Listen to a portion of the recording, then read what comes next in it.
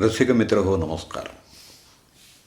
15 डिसेंबर जागतिक चहा दिन. त्यानिमित्तानं राकेश प्रभावती बाळासाहेब शेटके इचलकरंजी यांनी लिहिलेला एक लेख, चहा आणि रेडिओ. या लेखाचं अभिवाचन मी करतोय. मी दत्ता सरदेशमुख. चहा आणि रेडिओ.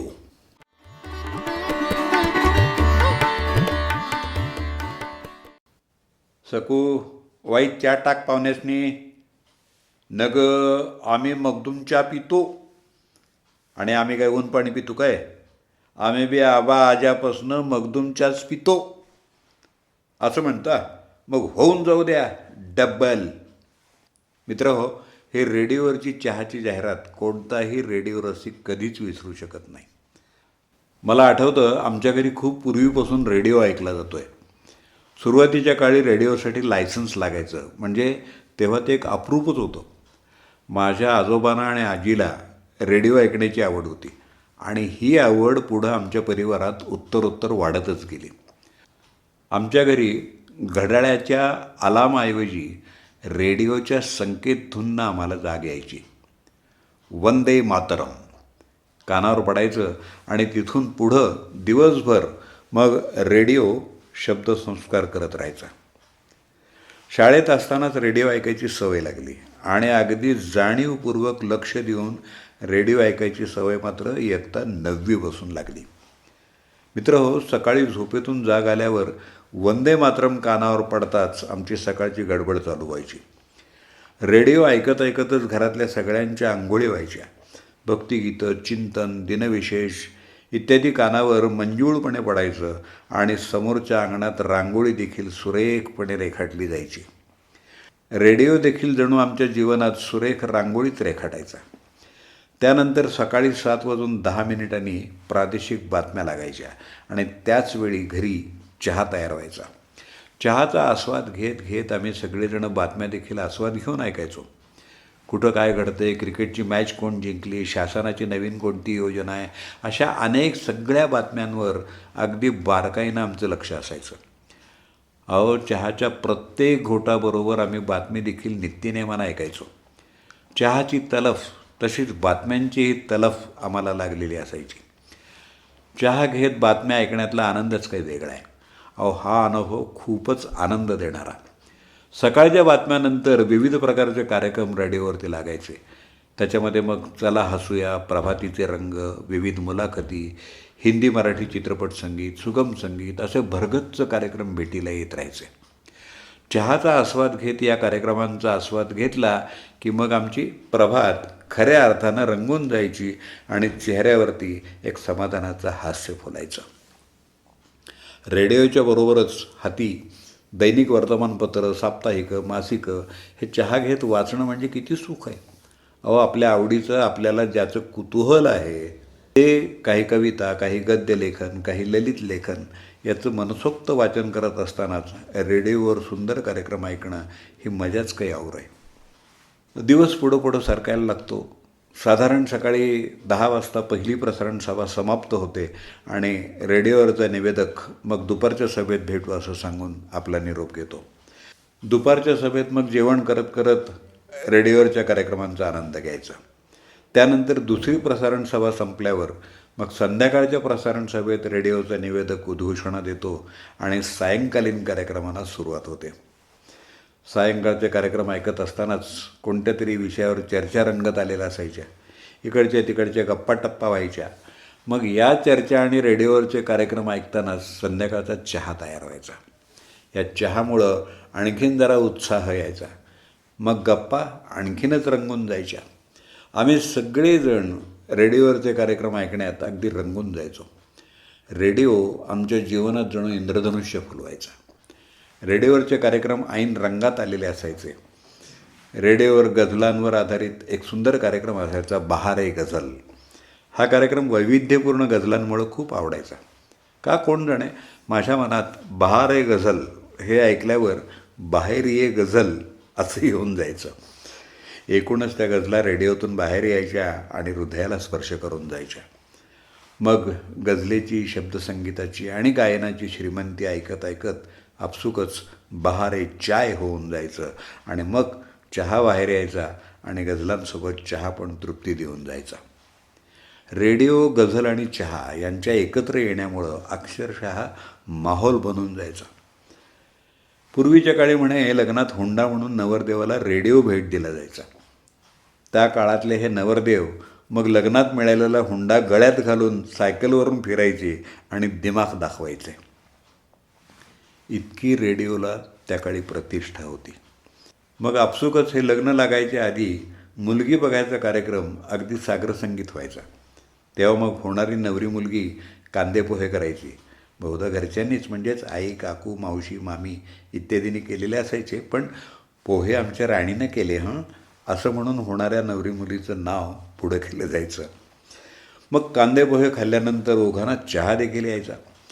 हा बघण्याचा कार्यक्रम चालू असतानाच मग सौतन चित्रपटातलं राजेश खन्ना आणि टीना मुनीम यांच्यावर चित्रित झालेलं, किशोर कुमार आणि लता मंगेशकर यांनी गायलेलं शायद मेरे शादी का ख्याल दिल में आया है, इसीलिए मम्मी ने मेरे तुम्हें चाय पे बुलाया है, हे गाणं कानावर पडायचं आणि मग होणारे हे नवरा बायको लाजून चूर होऊन जायचे आणि आपलं भावविश्व रंगवण्यात रंगून जायचे. सावन कुमार यांच्या या सुंदर गीताला उषा खन्ना यांनी उत्कृष्ट संगीत दिलं आहे आणि हे गाणं अनेकांच्या भावविश्वाशी जणू समरस झालेलं आहे. चहापासून झालेली सुरुवात आणि लग्नापर्यंत माहोल बनत जाणं हे या गाण्यात सुरेख पद्धतीनं गुंफलेलं आहे. मित्रहो, हे गाणं भलेही सौतन या चित्रपटातलं असेल, पण या गाण्याशी अनेकांचं सख्य आहे. मित्रहो, मुळातच हुंडा देणं किंवा घेणं हा गुन्हा आहे. एका मर्यादेत राहून प्रेमानं आणि मनोमिलनानं हा लग्न सोहळा होणं यातच खरी गोडी आहे. आताच्या काळात लग्नासाठी जे काही चालू आहे ते बघून असं वाटतं की सुवर्णमध्य साधून लग्न जमायला हवीत, संसार फुलायला हवेत. अवास्तव अपेक्षा वाढत राहिल्या तर लग्नसंस्था कशी टिकणार आणि पर्यायानं वंशवृद्धी आणि आपल्या वृद्धवयात आधार कोण होणार, या गोष्टींचा मनात विचार व्हावा आणि त्याची सकारात्मक अंमलबजावणी व्हायला हवी. मित्रांनो, विवाह उत्सुक तरुण तरुणी यांच्या आयुष्यात शायद मेरे शादी का ख्याल दिल में आया है हे गाणं आनंद आणि समाधान घेऊन येणारं असावं. पटतंय ना? मग होऊनच जाऊ द्या. घरी गरमागरम कांदेपोहे आणि अमृततुल्य प्रेमाचा चहा. तर त्यावेळी रेडिओ ऐकायचो आणि रेडिओला पत्रही पाठवायचो. एक श्रोता म्हणून रेडिओशी नातं घट्ट होतंच. त्यानंतर आकाशवाणी सांगली केंद्रावर कॅज्युअल अनाऊन्सर म्हणून माझी निवड झाली आणि रेडिओवर काम करायची संधी मला मिळाली. आत्तापर्यंत जो श्रोता म्हणून रेडिओशी माझा अनुभव जोडला होता, त्यात आता रेडिओवर निवेदक म्हणून अनुभव जोडला गेला. रेडिओवर काम करताना आम्ही सहकारी मित्र आकाशवाणीच्या जवळ असणाऱ्या हॉटेलमध्ये जायचो आणि तिथं मग चहा नाश्ता व्हायचा. चहा घेत घेत कार्यक्रमांच्यावर चर्चा व्हायच्या, काही कल्पना सुचायच्या. चहा आणि रेडिओशी संबंधित काही आठवणी आम्ही एकमेकांना सांगायचो. चहा आणि हास्यविनोद यामुळं हे आनंदाची मैफल अक्षरशः खुलून जायची. आकाशवाणी सांगलीचा सुवर्णमहोत्सवी वर्धापन दिन 6 ऑक्टोबर 2013ला संपन्न झाला होता. तेव्हा हा कार्यक्रम अगदी मोठ्या उत्साहात विष्णुदास भावे नाट्यमंदिर सांगली इथं पार पडला होता. अगदी या सुवर्णमहोत्सवी कार्यक्रमाच्या पूर्वनियोजनापासून ते कार्यक्रम संपन्न होईपर्यंत आकाशवाणी सांगली परिवारातल्या सर्वांनी आनंदानं सहभाग घेऊन हा सुवर्णमहोत्सवी कार्यक्रम उत्साहात पार पाडला होता. हा स्मृतिगंध नित्य दरवळत राहणार. हा सुवर्णमहोत्सवी कार्यक्रम तर अतिशय सुंदर आणि अविस्मरणीय असाच झाला होता. आकाशवाणीचा जेव्हा वर्धापन दिन असतो तेव्हा आणि मकर संक्रांतीला स्नेहमेळाव्याला श्रोते अगदी लांबून भेट द्यायला आकाशवाणीत येतात. ते येतात ते केवळ आणि केवळ आकाशवाणीवरच्या प्रेमापोटी. या निमित्तानं जेव्हा श्रोते भेटतात तेव्हा आपसुकच स्नेहमेळावा कार्यक्रम, तिळगुळ देऊन आणि घेऊन नात्यात गोडवा आणल्यावर चहापानाचा कार्यक्रम होतो. मग चहाबरोबर आपसुकच गप्पा रंगत जातात. प्रत्येक श्रोता आपलं दैनंदिन जीवन आणि रेडिओ हे नातं उलगडून सांगत जातो. आमच्या आयुष्यात रेडिओचं किती महत्त्व आहे, तो आमचा सखासोबती कसा आहे, असे अनेकविध अनुभव श्रोत्यांच्याकडून अनुभवायला मिळतात, ऐकायला मिळतात. चहाबरोबरच हे अनुभव ऐकणं खरंच खूपच रंजक आणि समाधान देणारं असतं. ऋणानुबंधाच्या जिथून पडल्या गाठी, भेटीत तुष्टता मोठी, असंच जणू एकंदरीत वर्धापन दिनाला आणि स्नेह मेळाव्याला वातावरण असतं. आणि हे वातावरण अविस्मरणीय असंच असतं, खूप आनंद देणारं. वर्षा ऋतूचं आगमन व्हायच्या आधी शेतकरी शेती नांगरून घेतात, पेरणीसाठी शेतजमीन तयार करतात, खतं घालून ठेवतात, शेतीची अवजारं तयार करून ठेवतात, पाणीसाठ्याचं नियोजन करून ठेवतात. ही सगळी तयारी करताना ही शेतकरी मंडळी सोबतीला रेडिओ ठेवतात. रेडिओवरच्या विविधरंगी कार्यक्रमांचा आनंद घेत शेती फुलवतात. शेतीविषयक कार्यक्रमातून त्यांना शेतीबद्दल चांगलं मार्गदर्शन होतं. कृषी विषयावर आधारित विविध संवाद शेतकऱ्यांच्यासाठी जणू संजीवक बनून येतात. शेतीतली ही कामं लगबगीनं करताना रेडिओवर कार्यक्रम ऐकणं तर सुरू असतंच, आणि सोबत कामात कंटाळा आल्यावर शेतातच चहा तयार होतो आणि मग चहा घेतल्यावर तो कंटाळा कुठल्या कुठं जातो. पाऊस पडू लागताच मग पेरणीला सुरुवात होते. दिवसागणिक शेती बहरू लागते. नववधू प्रिया मी बावरते, लाजते, पुढे सरते, फिरते, अशा रूपात पिकं फुलारत जातात. हिरव्या शालूतली नववधू वासावी, असंच काहीसं हे साजिवंत चित्र असतं. शेतामध्ये शेतकऱ्यांचं आणि कष्टकऱ्यांचं राबणं, पिकाचं बहरणं, पाऊस पडणं हे चालू असतं. आणि या पावसातच मग चहा आणि भज्याचा बेत रंगून जातो.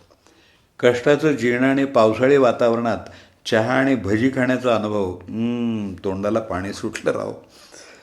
घरी आलेल्या पाहुण्यांना आदरातिथ्य म्हणून चहा देणं असो, सांस्कृतिक कार्यक्रमांच्या ठिकाणी चर्चा आस्वादक करणारा चहा असो, उपजीविकेचं साधन म्हणून असणारा चहा असो, अधिवेशनाच्या पूर्वसंध्येला असणारा चहा असो, शाळेतला चहा असो, मंदिरातला चहा असो, कोर्टातला चहा असो, दवाखान्यातला चहा असो, मनोरंजन विश्वातला चहा असो, कामाच्या ठिकाणचा चहा असो, दुःखाचा प्रसंग असो किंवा आनंदाचा प्रसंग असो, प्रत्येक प्रसंगाला आपल्याला सोबत करायला चहा येतोच येतो. चहा म्हणजे आपली संस्कृती आहे. अहो, चहा म्हणजे आपला वारसा आहे, आणि हा गोड अमृततुल्य वारसा आपण हृदयापासून जपला पाहिजे. चहानं नेहमीच आपल्याला ताजेपणा दिला आहे. चहामुळं आयुष्याला उत्साहाची तरतरी लाभली आहे.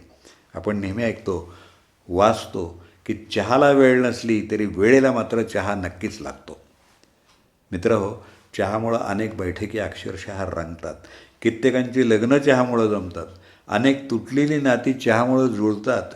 दोन मनं एकत्र येतात चहामुळं. अनेक विचारधारा जुळतात चहामुळं.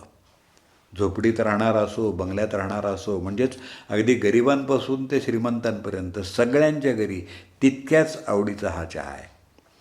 भाषा कोणतीही असो, प्रदेश कोणताही असो, या सगळ्या सीमा पार करून प्रत्येकांच्यापर्यंत चहा पोचतोच पोचतो. खरंच सांगतो मंडळी, चहामध्ये तरतरी आहे, म्हणून चहा पीत राहा आणि ताजंतवानं जगत राहा. अरे वा, किती सुंदर पाऊस पडतो आहे हा लेख लिहिताना. मातीचा वास म्हणजेच मृदगंध दरवळतो आहे. समोर भजेची प्लेट आहे. रेडिओवर शायद मेरे शादी का खयाल हे गाणं लागलं आहे.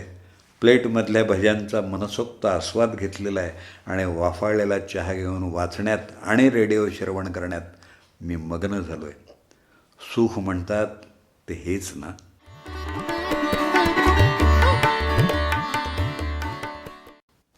चहा आणि रेडिओ या लेखाचं अभिवाचन आत्ताच आपण ऐकलं.